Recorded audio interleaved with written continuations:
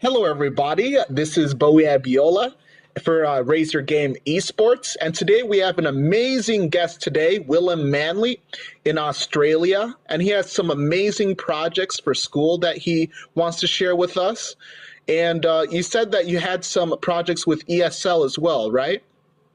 Yeah, definitely. I just work with ASL with some aspects at the events and some of the stuff online. Just help out where I can, really. Awesome, awesome. What got you into gaming or esports? Well, it was just like I played Overwatch competitively down here in Australia, and then my mates told me about Paladins. Went over and played some Paladins with them, and then I'm like, there was a big qualifier for DreamHack in Valencia last year, and there was no one to run it, and I was like, oh, why not help as well, see if I can make the other good players have a good time. And then I sort of, tournament administration, and that was pretty enjoyed it. And I kept up since then. I've just kept on doing that for like 2 years now. And with ESL, with Cybergame, another company here in Australia, and just going to every event I can and just helping out. Awesome, awesome. Do you have like a main vision for esports, like for your own impact on the esports industry? Do you have a vision or a passion? Like, do you have a focus for your vision for the esports industry? Yeah, so I want schools in Australia or even around the world, but definitely here in Australia, to have esports alongside normal school sports, because everywhere it's just school sports are compulsory, and not everyone likes school sports, but it does teach those key skills of sportsmanship, teamwork, respect, initiative, leadership, key skills that every teenager needs to learn. But if they don't enjoy sport, they're just not going to, learn those skills well enough, and nor they're going to have fun, And why not esports? You can learn those same skills and promote playing esports in a positive way. Get them out from behind their computers in a dark room, as the stereotype says, and get them out in a community, shown in front of a school, in front of their peers, and really just have a lot of fun. And I want that in the education department, in Australia. Other companies are trying to do this sort of thing, but it's outside of school hours, it's after school, it's online. But I'm just talking about, there's regional land tournaments to qualify for the state land tournament. And then the winners of the state land tournaments qualify for the national tournament, That's what I want. That's my dream here in Australia. Beautiful vision. That's a beautiful vision. And so, in order to reach that vision, like, what are you doing right now? Like, what schools are you working with? Do you have any sponsors? Like, what are you doing right now to reach that vision? Yeah, so we got just we're working out of Northeast Victoria right now, and we've got 6 different schools just in the regional area. We got the host school, Wodonga Senior Secondary College, as well as Xavier High over in Albury, Catholic College over here in Wodonga, the Cora High over in a bit of a distance, an hour away from the main area, and the Middle Years College, which is catering for the younger teenagers from about 12 to 15 sort of range. And yeah, we managed to get HyperX sponsoring us, giving us a heap of headsets and the such, and they've really been helpful. Where other sponsors didn't even reply, didn't have any sort of response at all. People over at HyperX, first ever email, bam, we're on board. I'm like, whoa. And then local McDonald's are keen, giving us much needed funds to host the event. So yeah, really excited for it.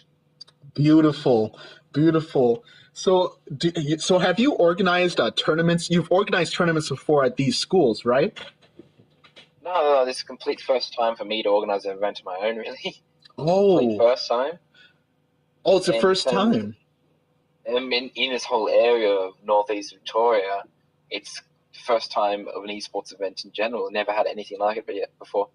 Beautiful. Do you have any like specific games that you're supporting? Like, what games would you love to support at these events? So we're just doing. We sent our surveys to find what the most popular were, and then turns out League of Legends, FIFA, and Rocket League were some of the biggest hitters alongside CS:GO and Rainbow Six Siege.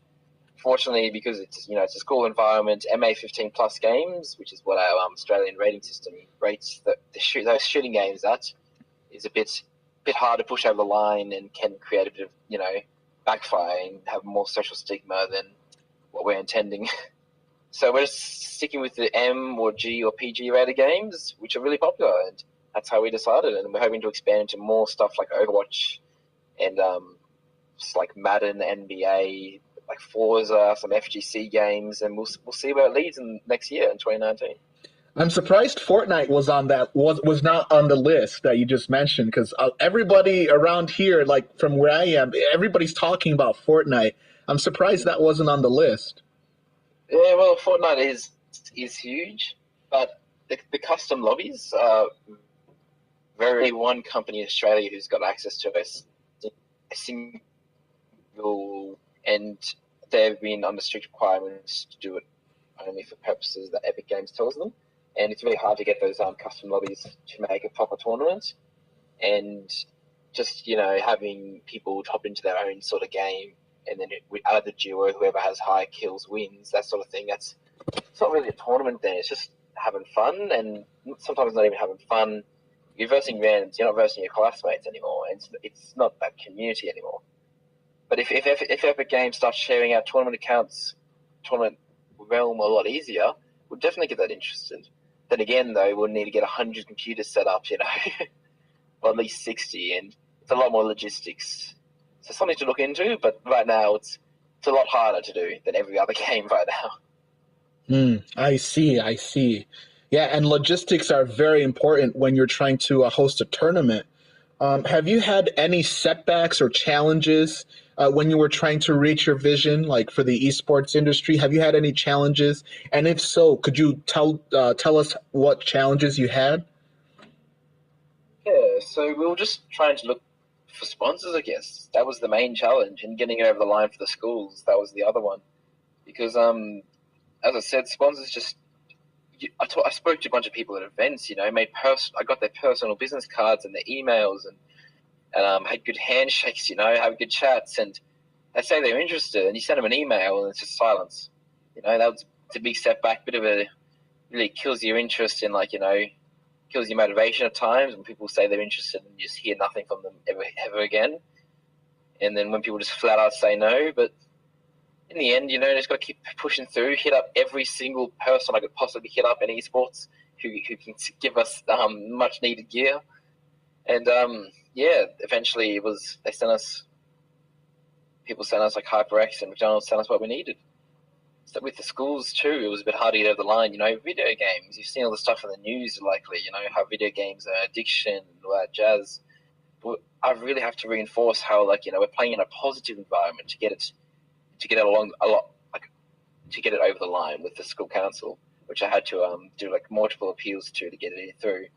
But ever since then, the school's been super supportive to host it. Super supportive. Beautiful. And I'm so glad both of you are on the same page.